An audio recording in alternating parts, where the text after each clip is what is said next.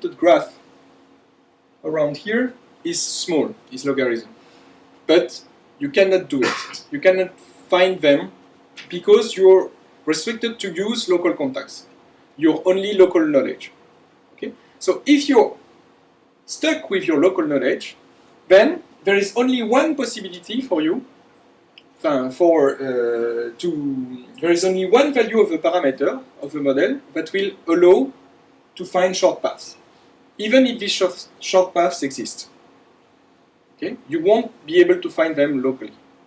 So this is quite surprising, because what does this mean? It means that your longer range contacts cannot be drawn in an arbitrary fashion. Because, in particular, if we do not follow this tight law between, the geographic position of the guys and then you won't be able to find the short paths. So it tells you that there need to be some very strong correlation between, at the same time, the people you know and the geography where you live in. So it's kind of strange. Okay, that's some kind of fairly strange thing. So how does the proof work? So we won't enter into the details, but so for the greedy path, we'll see that in a few minutes. When alpha equals 2, we'll see that. So what does this graph show? It's the length of the path, a lower bound on the length of the path, depending on the value of the parameter alpha. So when alpha equals 2, the length of the path is almost nothing. Okay? And when alpha differs from 2, then it's at least n to the beta, where beta is here and here. Okay? So as soon as beta is larger than 0, okay, it's polynomial. So here, if you just shift a little bit from 2, then you get a path, any decentralized algorithm that only choose to route the letter to one of his friends will take a polynomial time. Now, why is it here? What is it the case here that it takes a polynomial time? It's because the links are too short. Okay? If alpha is higher than 2, then remember that the probability that u points towards v is proportional to 1 over the distance between u and v to the alpha. So the higher alpha is, the lower the probability that long links exist. Okay? And it turns out that when alpha is larger than 2, then you can just do small jumps.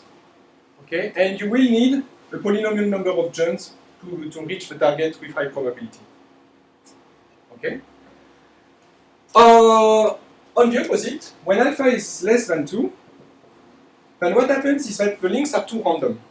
Okay? They will take you everywhere and it's completely unpredictable. I mean that it means that it's not because you will get closer to the target, but you will have higher chance to point towards the target. You will just go as far as possible, and you need to have a lot of chance before finding some link that will be very useful, even if they are close to you. Yes? In this case, I don't understand, because I thought the short range grid is always in place. So as soon as you go to the target, you know that the short range, the underlying grid is always there. You're not replacing links, you're just adding. Yes, exactly. So, but the short range. So, for instance, if you take two nodes which are far away from for instance, at distance n from each other, if you only use short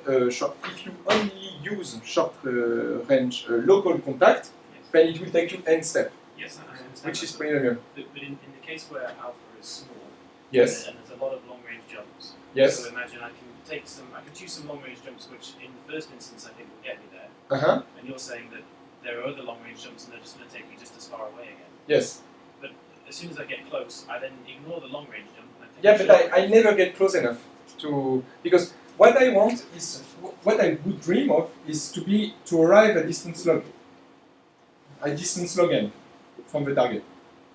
Okay? But log n is just nothing. It's a tiny part of the graph. Okay? And since the links are all random, they will never get close to that. and it will take you a polynomial time before reaching that. So the proof is not that hard. It's a 3-line proof. I don't want to do it because first I don't remember it, and second, I'm not sure it's really useful. But really, the spirit is that basically in that case there exist very short paths, but you're unable to find them because they do not make sense. The information you have, the grid, okay, doesn't help you to find this long-range link that will help you. Okay. The basic idea here is that the only information you can use to be efficient is the geographic position, the thing you know. Okay? And basically, if your long-range link is not correctly correlated to the underlying distance that everybody knows, then they are helpless. Okay? And the idea is really that it's too random. For instance, if you remember the Watson-Strogatz model, okay, it's here. Okay, it's here because it's alpha equals 0. Okay, you rewired the things arbitrarily. Okay, and what you get is that it's not navigable. Okay, the information that Watson-Strogatz did, okay, it was good for the diameter, it was good for the clustering coefficient, but it's really poor for the phenomenon that was shown by Milgram in this experiment. Okay, it doesn't help. The links are too random. You cannot guess anything from the link. Okay. So, the most surprising fact is the following: is that so it took me some years for people to settle everything down, to study the augmented graph. Okay, because there is a question. So, okay, the question is, okay, the greedy algorithm only worked here. But maybe that's the only place where the graph has a small diameter. Okay, maybe the long-range links that do not help at all. Okay, so we know, for instance, that here it's not the case. For alpha equals 0, we know from Watson-Strogatz that it has a small diameter. But the surprising fact here is that the diameter is small, and really small, in the graph. So if you imagine that you knew the augmented links, you could ask the questions: what is the maximum distance between two nodes, taking into account all the links, and assuming that you know everything. Okay, so if you're not a decentralized algorithm and you knew everything, what would be the distance between the people? And it turns out that when alpha is less than 2, the diameter is log n. Okay. When alpha equals 2, the diameter is log n also. When alpha is between 2 and 4, it's a polylog, so it's still very small. Okay, it's still log n to the alpha. When alpha equals 4, nobody knows. Oh, it should be larger, strictly larger than 4. And for alpha strictly larger than 4, so again you replace 2 by d and 4 by 2d when you have a d underlying d-dimensional grid beside.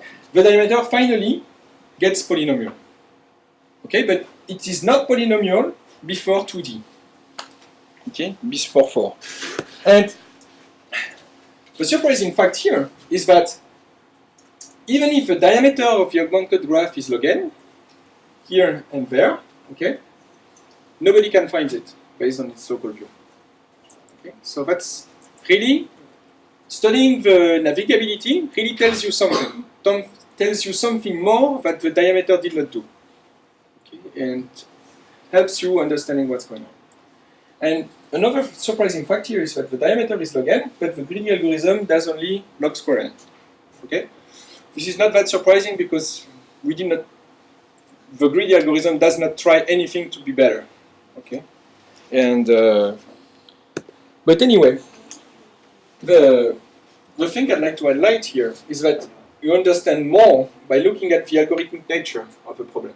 Okay, this is clearly, the small world phenomenon is clearly an algorithmic problem. You want to route a message from one point to another, okay, and you have some tools in computer science